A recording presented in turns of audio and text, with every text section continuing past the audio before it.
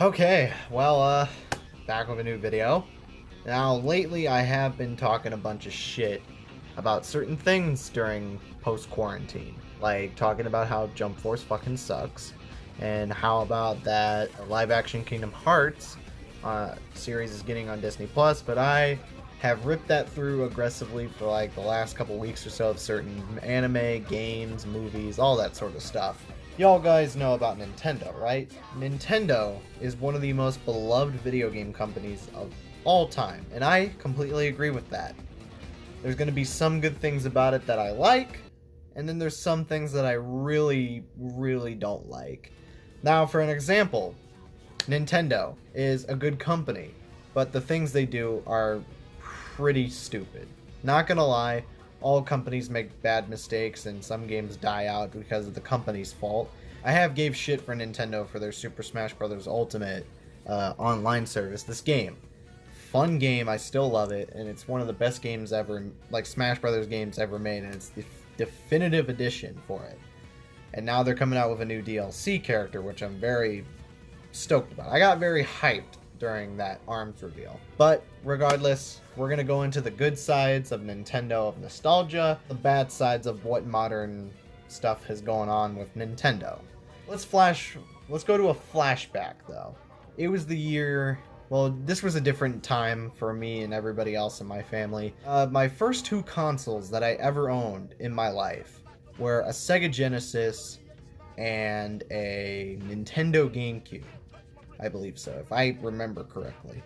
But the thing about it is that I normally would play on the Sega Genesis and the Nintendo GameCube on and off now and then. But normally I didn't have games like Smash Bros. Melee because my older brother, who had a GameCube, basically had all the characters unlocked and had everything about it. And Super Smash Bros. Melee was actually one of the first few Nintendo GameCube games I actually played. And that sounded really fucked up because my English is messed up. I sound like I'm going insane in post-quarantine, but whatever. Smash Bros. Melee was one of the first few Nintendo GameCube games I have ever played, and I loved it to death.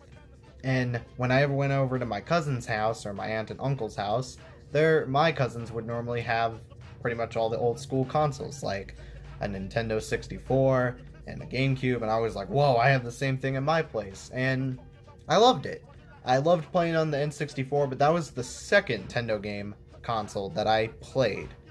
And overall it was different, but I was so used to the GameCube, but it was still fun regardless. Now the thing about it is that everyone always says that the GameCube and Nintendo 64 are around for nostalgia's sake, and I'm one of those people. I hold Nintendo dear to my heart in childhood. And it's very, very good because some people who grew up playing those games are the same age as me in my early, or in my late teens or early adult years. They can go back to that time and say, Damn, I actually really used to play that game a lot. but yeah, Nintendo does hold some really good games, and they still do it to this day. Like Smash Ultimate is basically the definitive edition of any other fighting game that they've made, and yeah, it's really good. All sorts of characters you can see right here. Beautiful, beautiful game. Whatever I want to say about Nintendo, there are people who don't like the company, and then there's some people that do like the company. Like, every other company in this whole entire world, or even in the fucking universe for that matter, has to make money. Like, just a quick snap of money, and they'll just, like, whenever you see a good game, you're like, oh, it's really good. But the thing about it, we're done with the good side of Nintendo, the nostalgia's sake, and the good games that they've had over the years, like Smash Brothers, Star Fox, Zelda, Metroid, all those masterpieces of games that have been around over the years, and they still will be made to this day. But the dark side of Nintendo. What has really been up with them? Now, the thing about it is that I could probably go on for a long time about the stuff that they pulled off this year, but I'm too much of a fucking Nintendo fan that I can't really understand what they do. Like, I understand half the shit that they do was kind of out of nowhere. Now, the first thing I'm going to mention, that Nintendo Direct drought. Holy shit, that Nintendo Direct drought was fucking immeasurable. And what I meant by immeasurable is that we haven't had one in like September of last year, but we got one in March, which everyone was very happy about. But the thing about it is that I don't understand why it took them so fucking long to do a Nintendo Direct by the beginning of this year. We're already in the mid of 2020, and it hasn't even gotten any worse during this current time of now for the coronavirus. But the thing about it is that many fans wouldn't stop talking about it, wouldn't shut up about the Nintendo Direct, and like we haven't not like actual like themed Nintendo Directs, like an original Nintendo Direct is what I'm getting at. Many people were triggered, and I was just kind of getting a little annoyed. I was on the point where I was like, you know what, I might as well, Nintendo, you gotta like schedule your shit at one point, because the last Direct that they dropped in March, they didn't plan any of it. They basically just shadow dropped it with no warning and no like notifications on like Instagram, YouTube, Twitter, or any news articles on the fucking internet. They just said, you know what? Fuck it, Nintendo Direct, let's get it. And it's weird because modern Nintendo is very questionable nowadays. Like, I don't understand what took them so long to do that, and many people are going to say, oh, the coronavirus was actually just taking over everything. Yeah, I can understand that too. But when you have something that many people watch, it's probably going to take some time to getting used to wait patiently. But most Nintendo fans don't understand what the word patience means. It's just in their little category of whatever the hell they're doing. But the thing about it is that Direct was good, but it made every time when I saw some stuff getting announced and it took them time to get it all out during the coronavirus, I was like questioning myself, why is Nintendo like this? But it wasn't really a rant about the Direct. It was mostly just a questionable reason as to why it took them so long, but it was because of that whole coronavirus pandemic that we're all currently in right now. And now we're going to get into some shit that really pisses me off with Nintendo. Now, personally, Nintendo copyright claims the fuck out of people for many, many goddamn reasons. Number one is that people who make content creating for Nintendo make money off of it, right? If you make a deal with Nintendo to make money off of their games that they fucking produce, they're gonna like copyright claim you immediately.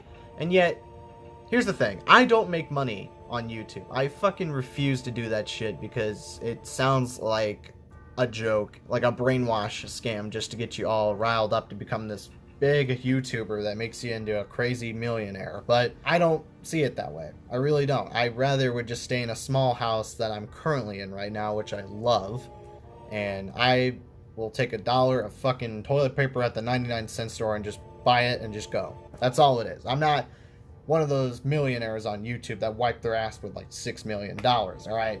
All of us can be broke at some point, just saying. Alright? But the thing about it is that Nintendo had the right to make content for your shit that you constantly make for your games. Like, people admire your games. They want to see stuff like that get built and make money off of it and produce it and get early access.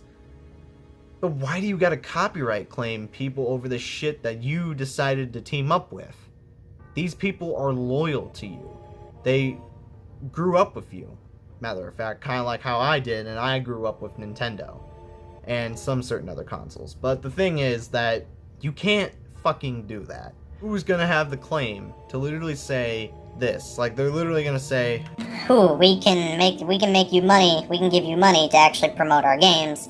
And then the next minute they're like, oh, you know what? So we're just gonna take that money and give it 35% from you. So fuck you. It's weird. Like, that's the reason why I refuse to make money off of YouTube, because it's a fucking scam. Like, you never know what's gonna happen. If you make a deal with a company to make money with them 24/7 on a promotion for a game or an early access provide, they just take that shit right the fuck away from you. Now, even worse about that, do you guys remember that whole Kirby right back at you anime. You know, the little anime that used to air on 4Kids, and I don't even think anybody gives a shit about 4Kids, but everybody used to know it because of DDD's laugh. Yeah, that laugh. But, the thing is, Nintendo had the balls to copyright claim a fucking, animation collaboration for that whole entire, video. And yet, when you think about it, when people who like Sonic, right? One of my friends, Lucas, really loves Sonic. He's like my best friend. The thing about it is that Nintendo doesn't really fucking care. But with Sega's case, they're like, oh, this was actually really good. We really loved it. You guys support us as much as everybody else does. When you have a fan base that supports you and understands all the shit you do, it's best to give them appreciation for either making money off of it or just making parodies or whatever the bullshit. But with Nintendo's case, that's not really the fucking point. They're like, oh, well, someone stole our fucking Kirby anime, so we're just gonna press the copyright button. But what the fuck, man? Like, modern Nintendo is very questionable, like I said. You get what I mean? Because the thing is that they don't care. All they want is money, and that's how it's just gonna work. And then they have a long drought for certain shit that fans have been demanding over the last 7 to 8 months, and then out of nowhere they come up with it. I mean, most companies go through big changes, and that's just how it works, alright? It's just how it works for most companies, like Bethesda. Bethesda became a fucking shit company because of Fallout 76. EA became a really fucking shitty company because of Battlefront 2 Day 1 and all that other shit between the stuff that they've made over the years, or the last 2 or 3 years. But Nintendo always manages to make good games and never rushes it completely. But their money-making methods are very fucking ridiculous, is what I'm pointing out. And that's just how it works, alright? Most companies need to survive to make money. That's just how a fucking economy works. But regardless, Nintendo is still a beloved company, but give your fans more of a fucking chance to support you. They care about Smash Brothers, like they care about the competitive scene for it. They care about the games that fans have been wanting to see, like a Star Fox game, an F-Zero game, or even a fucking Earthbound game, or even Mother 3 if that ever comes out. Probably not. But the thing is, give them more of a chance instead of just taking their privileges away that they grew up with.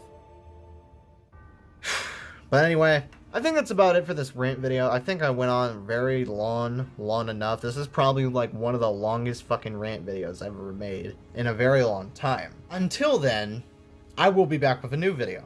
And I hope you guys can understand what Nintendo's basic priorities are like nowadays. They're very questionable with their methods of releasing stuff and then making money, is how that's how I'm saying. But I do got a big surprise for you guys for the end of this video. I can't believe I'm fucking doing this, but yeah. I don't know why.